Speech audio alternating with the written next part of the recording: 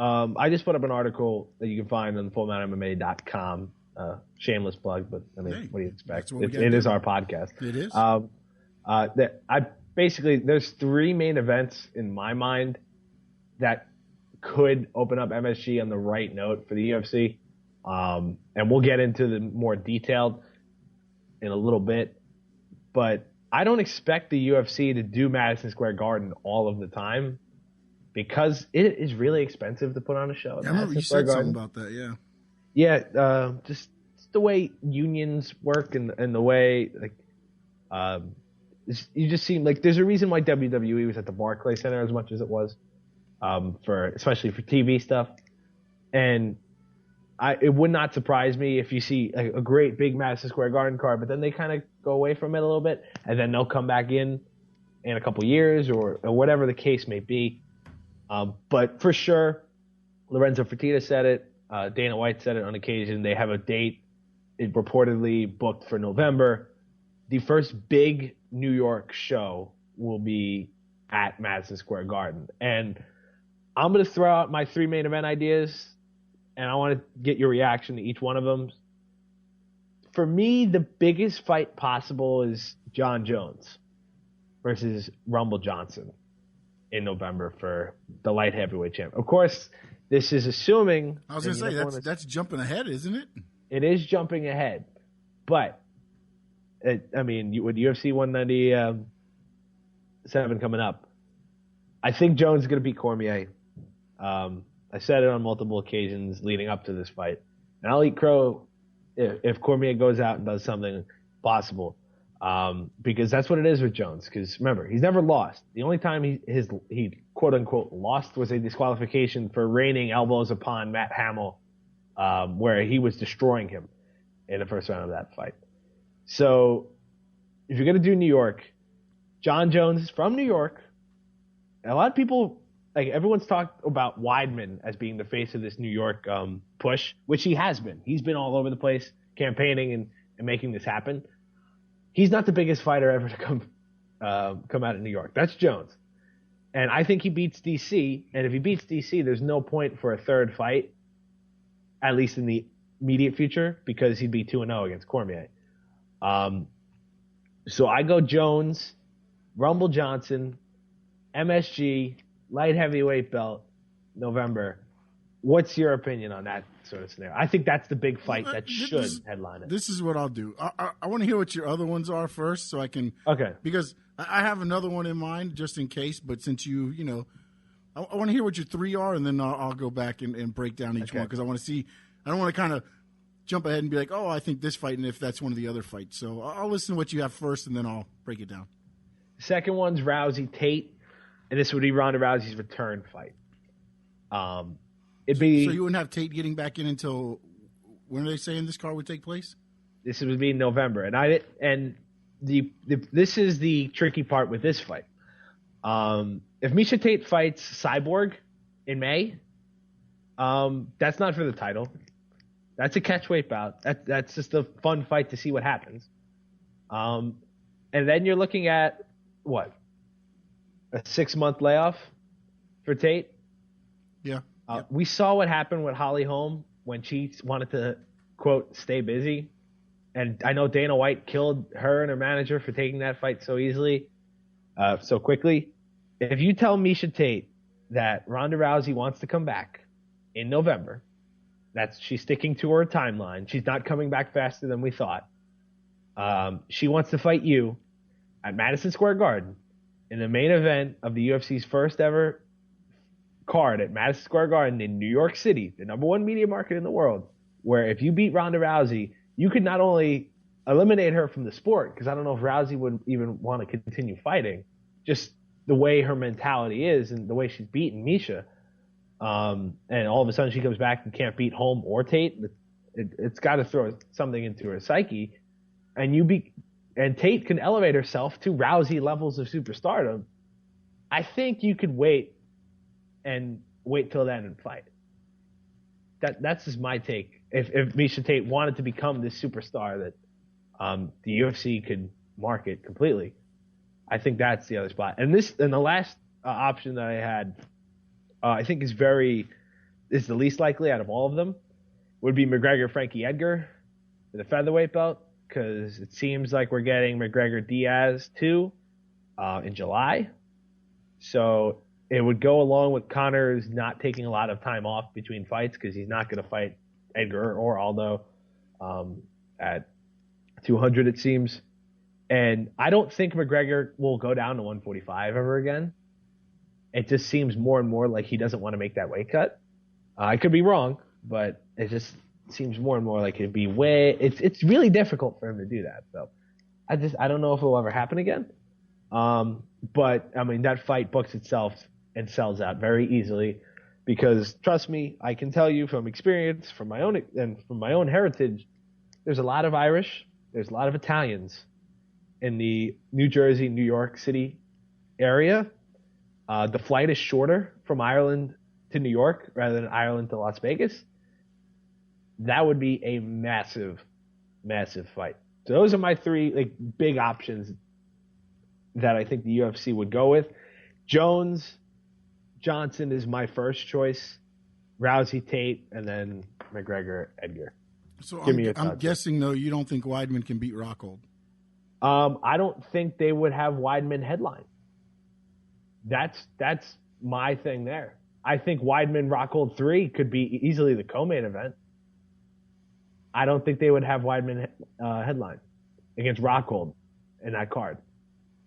I think it can be, depending on how good this fight is. I mean, you could build up one of those. I mean, I don't think you go wrong with any of the three you said either. I don't know. I mean,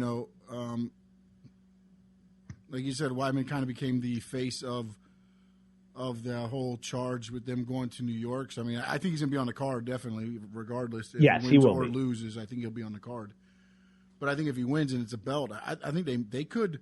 And again, it all goes to. I mean, we're jumping ahead saying Weidman's going to be Rockhold. We're saying Jones is beating, Cormier.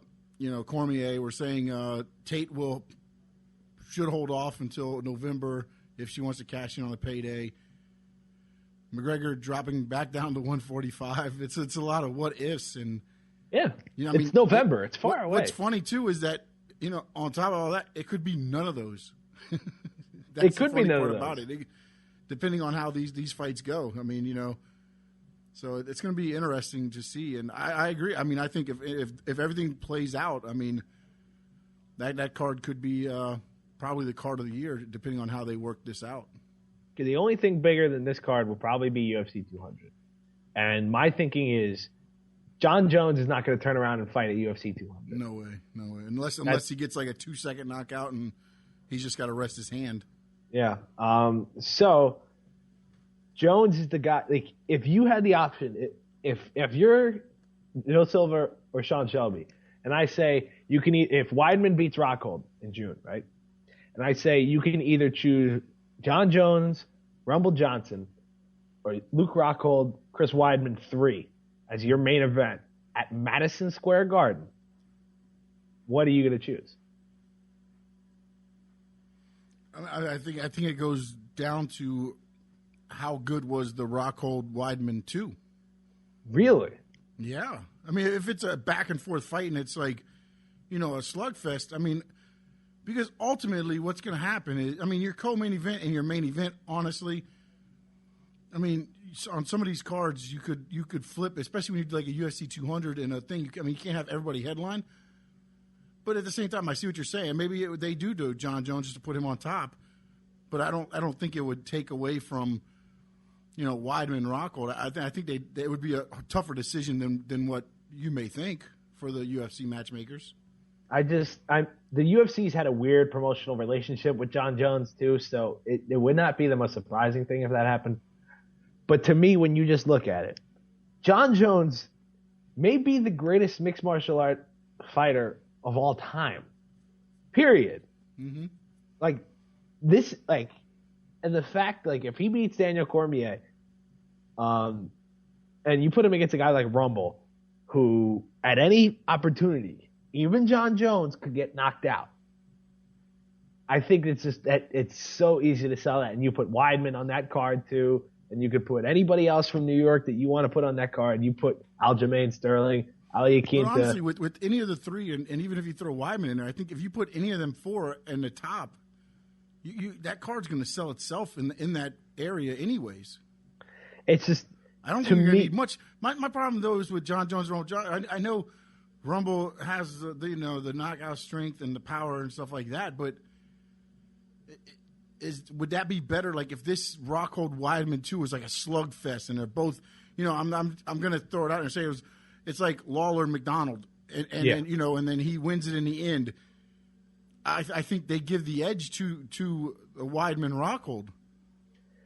I really want to see what happens with this, because depending on how the UFC has created, like Weidman is something that the UFC has helped build personally, and he's a great fighter, and he seems like a great person from everything that I've heard about, and he's done a great job promoting this, and he's been not only that, but then through the whole ride. He's got to beat Rockhold, which last fight he was so outclassed. I mean, he's got to have a great camp.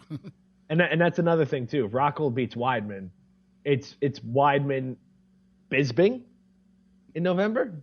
Could maybe be co-main event. Maybe that'd be fun. He would definitely beat Co then. Yes. If he loses, and definitely either Co or he'll be somewhere on the card. But I mean, I don't even know if you can put him at Co, depending on how bad he loses or how.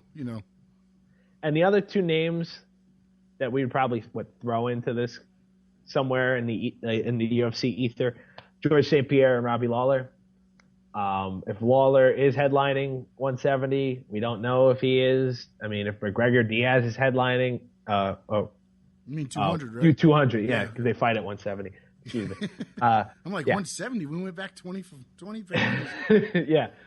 But where is George St. Pierre going to be? Is he going to be with the UFC? Is he not? Like, are they what's the whole deal here? If McGregor beats Diaz at 170 and George St. Pierre wants to fight Conor McGregor, even though the UFC said that's off the board, is that a fight? Like, Nate Diaz goes and beats Conor. Is he somebody you can use as a headliner? It's a good problem to have, but to me, John Jones is the fight, and I think we'll see. And then also you have to think about this though. There's pay-per-views all the way in leading between up there. to it. People have to, they have to fill out those cards as well, and injuries happen, and will something happen to where they have to be forced to maybe put one of those guys on one of the cards right before that. So, it's going to be a very it's almost like we'll talk about it a little bit later on, but we can play matchmaker here and come up with our own dream scenarios, but it's really going to end up being, people performing in the ring. And I mean, look how quickly everybody's kind of forgotten names that they were trying to throw up there right now. Yeah. I mean, you had your Paige Van Zant, your Sage Northcutt, all these guys, Ronda Rousey was being, like the next thing, Conor McGregor, which they still are, don't get me wrong, because as soon as their name is mentioned in a fight, it's going to probably sell out. But, you get that steam, and all it takes is that one fight, and now you're just hanging on almost. And then will you be in that fight, or will they say, hey, look, we got to – I mean, you're talking about, 200 is going to be in July sometime? Yes. So July – I think it's the July 4th weekend. So you're looking at about 4 months of fights leading up to there. And then in that July, they're probably going to try to do something big where they do a Friday fight, a Saturday or whatever. Saturday will be the US 200, maybe a fight night on Sunday. Yeah. Something like that. So then now you got to fill in all those fights. And they've been averaging like some asinine amount of fights on each card for some reason. They're going to have to try to figure out how they're going to do that, because depending on their cards there, I mean, the last week they had 8 fights and, again, another 8 fights in 3 weekends or something, 5 weekends, something like that. I mean, you can't keep that schedule up and space these guys out fighting so far apart and try to line up that fight for Madison Square Garden. It's really true. I mean, we can talk until we're blue in the face, but like you said, we're 7-8 months out. Yeah. Lots of things can happen, but I'm just happy that we can have this conversation. No, it's great. real. It's great for us. I mean, it gives us a whole lot to talk about. Mm-hmm. And I'll be in the house for that MSG card. I bet you will, buddy. I bet you will.